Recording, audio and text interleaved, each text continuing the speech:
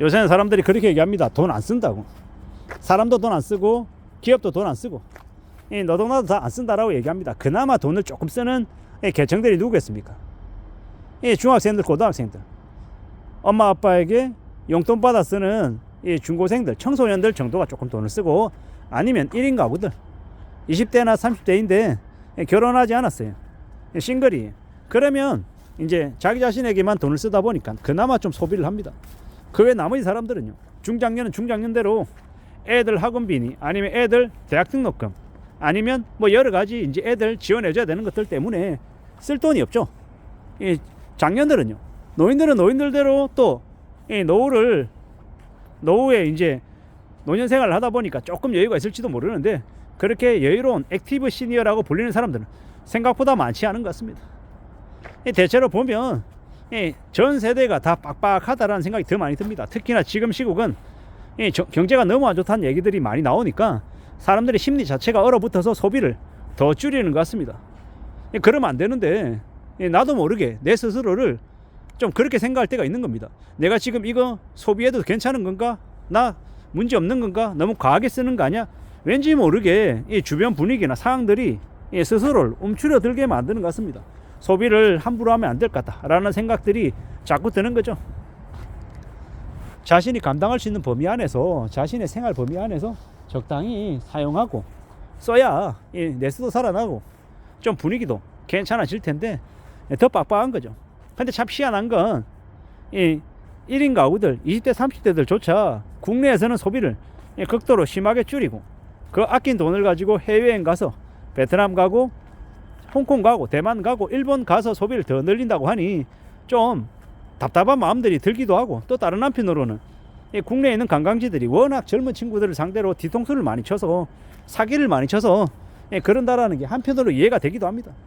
지금의 시국에 청년들 20대 30대 청년들이 결혼을 엄두를 내겠습니까? 아니면 출산을 할 수 있겠습니까? 제 주변에도 젊은 친구들이 많은데 20대 30대들 중에 혹은 40대 초 중반까지도 결혼하지 않고 싱글로 사는 친구들이 되게 적지 않습니다. 그들은요, 자기 혼자 벌어서 혼자 쓰니까 여유롭죠. 저녁에 술자리, 그리고 맛있는 거 먹으러 다니고 유흥을 즐기고 여유롭게 삽니다. 근데 그게 딱 그때뿐인 거죠. 그 이후에는요, 그 이후에 뭔가 그네들에게 좀 희망적인 얘기들이 있을까요? 없죠. 제가 그 친구들이 잘못하고 있다라고 얘기하려는 게 아니라 그들이 이미 결혼과 출산이라고 하는 그런 이제 이 보통의 사람들의 이제 삶의 궤도 있잖아요. 흐름, 이런 것을 아예 그냥 따라가기를 거부한다라는 겁니다. 걱정도 많이 하고요. 결혼을 해서 배우자를 책임질 자신도 없고, 출산해서 아이를 낳아서 기르고 싶다, 길러야 된다, 이런 이제 의무감, 부담감, 책임, 이런 것들을 아예 못 지겠다라고 하는 거죠. 자신이 없다라는 겁니다. 참 요즘은요, 평범하게 사는 게 되게 어려운 시대가 되어버렸죠. 제가 20대 후반 30대 초반만 해도 제가 있는 팀이 15명쯤 되면 결혼 안 하고 있는 사람이 한 2명, 3명밖에 안 됐단 말이에요. 12명, 13명은 전부 다 결혼한 유부남, 유부녀였고 자식을 두고 있고, 그렇게 살아가는 게 정상이었습니다. 저에게 하나같이 고참들이 너 왜 결혼 안 하냐, 너 나이가 30이 넘었는데 계속 그렇게 있으면 어떡하냐, 이렇게 말하는 게 일반적이었단 말이죠.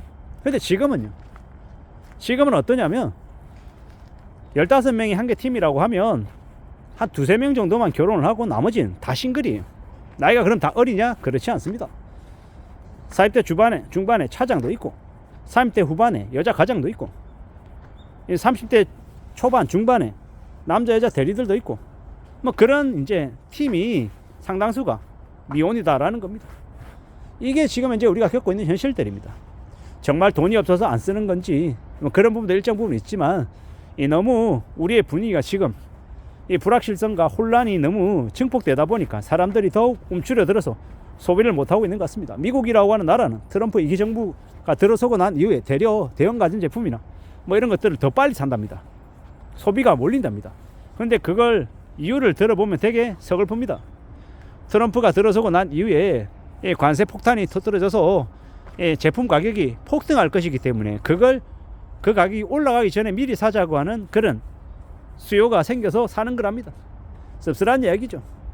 미국조차도 지금 현재 캐나다와 멕시코의 관세를 때려서 그게 고스란히 미국 내부에 사는 미국 국민들, 서민들의 고물가로 고통받는다. 뭐 이런 얘기들이 계속 나오죠. 오죽하면 트럼프가 일부러 대공황을 부른다라는 이야기까지 하겠냐라는 겁니다. 또한 마찬가지로 지금 현재 한국에 지금 현재 고위직 관료나 정치하는 놈들이 일부러 지금 한국 경제를 망하는 길로만 쫓아서 가고 있다라는 말도 많이 합니다. 그 정도로 지금 막장이다라는 거죠. 앞으로 어떻게 흘러가겠습니까? 어떻게 지내겠습니까? 참 두렵고 염려스러운 마음들이 드는 게 당연하다라는 겁니다. 사람들이 소비 안 하는 게 당연한 모습들이다라는 겁니다.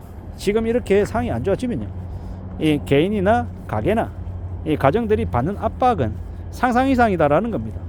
월에 생활비를 예를 들어 200만 원을 쓴 가정이 이 다음 달에도 그 다음 달에도 200만 원 계속 쓸 수 있겠냐고요. 그렇게 못 쓸 겁니다. 왜냐?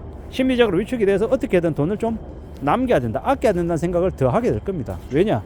그러지 않으면 언제 어느 때고 더 큰 충격이 와서 순식간에 우리가 살아가고 있는 지금의 이 일상들이 무너질 수 있다라는 두려움, 걱정 때문이죠. 소비는 심리라고 했습니다. 지금 현재 심리가 매우 빠르게 얼어붙었습니다. 부동산뿐만 아니라 이 주식시장도 마찬가지고 다른 이 노동시장도 이 기업의 경제활동하는 쪽에서도 많이 지금 우려의 목소리들이 많아지고 있다라는 겁니다. 이런 시국에 우리가 무탈하게 무난하게 별일 없이 사는 게 가능하겠냐라는 겁니다. 매우 어려운 시기가 지금이다라고 말씀을 드립니다.